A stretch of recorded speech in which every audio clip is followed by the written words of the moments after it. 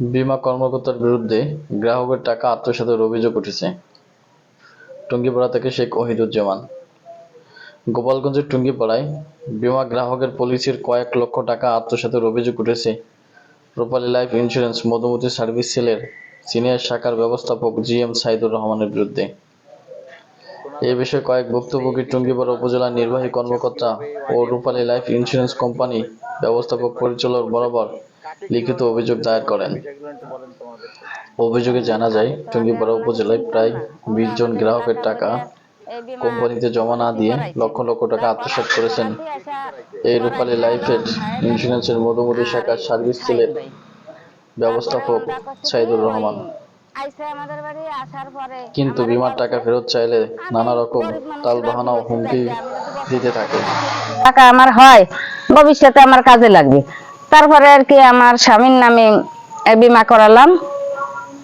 আমার স্বামীর বয়স যা, তাই সেতে আমি ওইটা তো আগে বুঝতাম না, এখন বুঝি।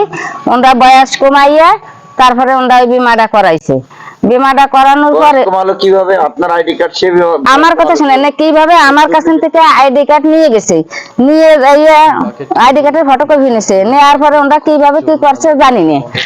এখন জানতেছি যে আমার আইডি কার্ডের বয়স কমাইছে, কারণ আমার স্বামী মারা গেছে। একটা কিস্তি দেওয়ার পরে আমার স্বামী মারা গেছে। মারা গেলি উনি বলছে যে 3 মাসের ভিতরে আপনার কাগজপত্র সব রেডি করিয়ে দেবেন, তা না হলে কিন্তু আমরা আপনার এই টাকা নিয়ে দিতে পারবো না।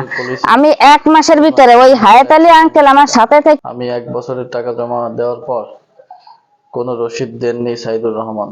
তখন অফিসে গেলে জানতে পারি কোম্পানিতে আমার কিছু দিয়ে দিছি। টাকা জমা হয়নি। দেওয়ার পরে আচ্ছা কতদিন হয়েছে, উনি ওই যে আইডি কার্ডটা, আসল আইডি কার্ডটা চাইছে। চাইলে আমার ওই হায়াত আলী আঙ্কেল বলি নাই, না বলার পরে একদিন উনি আমারে বলতেছে, বলার পরে আমি আইডি কার্ডটা আঙ্কেলের কাছে রেখে এসেছি। আসার পরে ফোন দিছে, ফোন দিলে উনি এসে আইডি কার্ডটা নিয়ে গেছে। নিয়ে যাওয়ার পরে এখন ওনার খালি এই দিবানি, এই দিচ্ছি, এই সেই। মানে আপনার অরিজিনাল যে আইডি কার্ডটা সেটা এখন কার হাতে আছে? এই সাইদ ভাইয়ের কাছে আছে। অরিজিনাল আইডি কার্ড সে নিলে কেন? এনে কি জন্য নিলে? আপনার কাছ থেকে নিছে না? হ্যাঁ, আমার কাছ থেকেই নিছে। হায়াত আলী আঙ্কেলের ঘরে বসে আমারে বলছে দিতে, আমি ওনার কাছে প্রথম রাখি আইছি। কি জন্য আপনাকে ভোটার আইডি মূল কপিটা দিতে বললো? মূল কপিটা দিতে বলছে যে আপনি যে কাগজটা দিয়েছেন ওই কাগজটা একটু অভিযোগ করেছিলেন কি, মানে ওই বইটার আইডি কার্ডটাই দরকার। মানে কি জানো, আমার এটা বুঝতেছিল আর কি, আমার অত ভালো খেয়াল নাই, আমি মিথ্যে কথা বলবো না শোনা। তারপরে আমি একদিন গেলাম ওই আঙ্কেলের কাছে, আঙ্কেল আপনি কি আইডি কার্ডটা পৌঁছে দিয়েছেন? কয় না। আমি কি তাই আপনি দেন নেই, সে আইডি কার্ডটার জন্য আমার টাকা দিতে পারতেছে না, আইডি জমা দেবে আসবে। তা ওই হায়াত আলী আঙ্কেল আর কি ওনারে ফোন দিল, সাইদ ভাই ফোন দিলি, সাইদ ভাই ওনার বাসায় আসলি। আসার পরেই আমি দাঁড়িয়ে থাকতেই আইডি কার্ডটা ওনারে দিয়ে দিলাম। দিয়ে দেওয়ার পরে আর অনেকদিন হয়ে গেছে, আর কোনো খোঁজ খবরই নাই। এই দিচ্ছি, এই আসতেছে, এই যে পাবানি, এই ঢাকা যাচ্ছি, এই ঝামেলা, এই যে করতে করতে যাও আর কি, ওনার আর কোনো খবর নেই। খবর না থাকলে পরে আমি আরো বীমা করছি। এখন আপনি এখানে যেই আমার স্বামীর দিয়ে দিছি, তারপরে আমার নামে করাইছি, তা আপনি এখানে চাকরি করেন, তার চাকরি করেন বলছে আমার স্বামীর নামে করাইছি, আমার নামে করাইছি, আমার বড় মেয়ের নামে, আমার মেজে মায়ের নামে, আমার ছেলের নামে। আমি এই কটা, আমি বাড়তি কোথায় থেকেও করাই নাই, আমার ঘরের ভিতরে এই কটাই আমি করাইছি, বুঝছেন? এই জানো আমি তার সাথে চাকরি করছি। যাও আর কি আমারে এই ঘুরোই ঘুরোই ঘুরোই ঘুরোই এই যে 5 বছরে পড়ছে।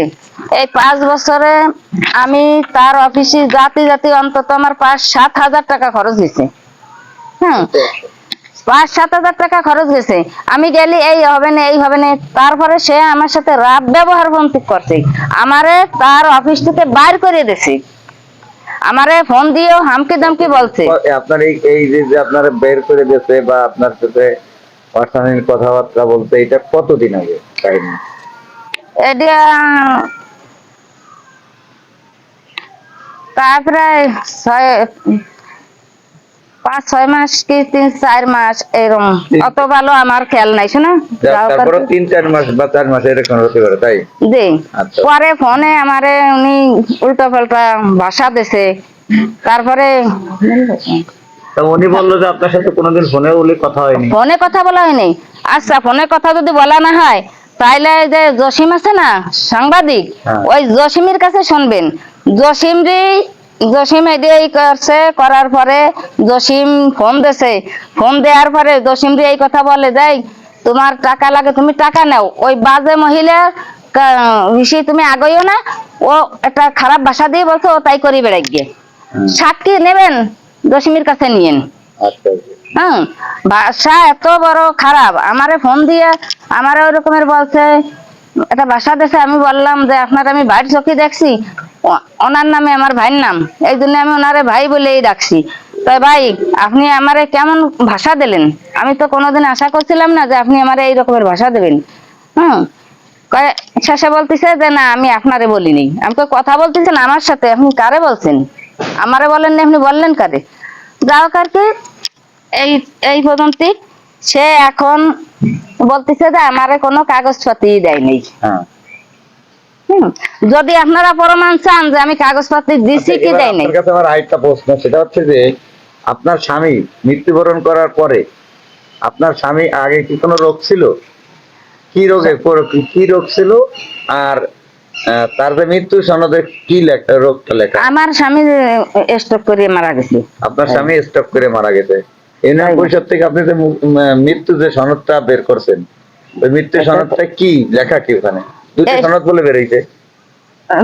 না, ওনার সনদে লেখা স্ট্রোক করে মারা গেছে। স্ট্রোক করে মারা গেছে। আর উনি বলতেছে যে না, তাদের সনদে লেখা আছে যে কি জানো বলে যক্ষা না কি রোগ হয়েছিল, এরকম কোনো সনদ আছে?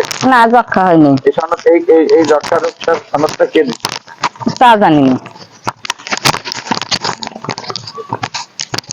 আমি কি চাই, আমি আরো আছে, ওনাকে আমি আমার মেয়ের 12,000 টাকা পলিসি করছে, আমি করছি 12,000, আমার বড় মেয়ের 12,000, আমার মেজে মেয়ের 6,000, আমার বোনের 6,000, আমার আর একটা 6,000, মাত্র আমি আর আমার বড় মেয়ে 12,000 করে করছি, আমার স্বামীর 10,000 করে করা। তা আমি এই সবই সে আমারে দেশে, তারপরে আমি যে টাকা ফিরে আবার এই 12,000, ওই 6,000 আমার মেয়ের আমার বোনের এই টাকা সে জমা দেয়নি।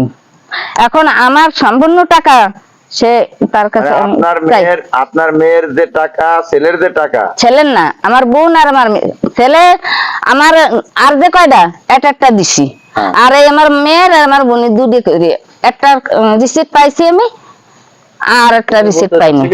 দুইটা কিস্তি জমা দিয়েছে, দুইটা রিসিপ্ট দেওয়ার কথা, কিন্তু একটা রিসিপ্ট দিয়েছে প্রথম কিস্তি, দুটো কিস্তি রিসিপ্ট দিয়েছে 12,000-এর একটা, 6,000-এর একটা।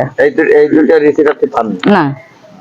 এখন আমার স্বামীর দিবেন কারাতে, অফিসে যেতে বলছিলেন, অফিসে যাই না, সাইদের কাছেই দিয়েছেন। সাইদের কাছে দেওয়ার পরে সাইদ ভাই ওই রিসিপ্ট আপনাকে দিয়ে নেই। তাহলে এখন আপনার প্রমাণ আছে একটা রিসিপ্টে, মানে একটা কিস্তি দিচ্ছেন একটা রিসিপ্টের, আর বাকিটার কোনো প্রমাণ নাই। এবং ওর পরের থেকে আর আপনি এখনো পর্যন্ত টাকা আর জমা দিচ্ছেন? আমি জমা দেই নাই, আমার স্বামীর মৃত্যু দাবির টাকা পাই নাই বেদায় আমি আর জমা করি নাই, কারণ আমার মৃত্যু দাবির টাকা দেন আমি চালু করব। আমি এটাই পাচ্ছি না, আমি কোন লাভে কোন স্বার্থে আমি আর একটার জন্য, আমি গরিব মানুষ এত কষ্ট করে দেবো, কেমনে দেবো? ওকে, ধন্যবাদ।